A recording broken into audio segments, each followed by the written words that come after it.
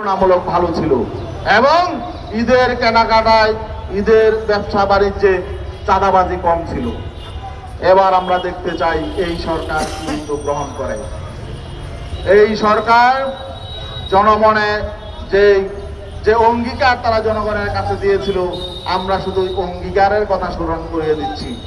অঙ্গীকার বাস্তবায়ন করুন, নতুন পথে হাঁটবেন না, অন্যদের প্ররোচনায়, বাইরের প্ররোচনায় আপনারা জনগণের বিপক্ষে চলে যাবেন না। ইসলামী আন্দোলন বাংলাদেশ সব সময় দেশের পক্ষে, দেশের মানুষের পক্ষে, ইসলামের পক্ষে ছিল, আগামীতেও থাকবে ইনশাল্লাহ। আমরা গঠনমূলক রাজনীতি করছি, আগামী দিনেও আমরা গঠনমূলক রাজনীতি করব ইনশাল্লাহ। আর বিরোধী দল যারা আছে তাদেরকে আমরা বলবো, আপনারাও দায়িত্বশীল ভূমিকা পালন করুন। অযথা দেশে যাতে কোনো সংকট তৈরি না হয়, এই জন্য অযথা কোনো সংকট তৈরি করবেন না।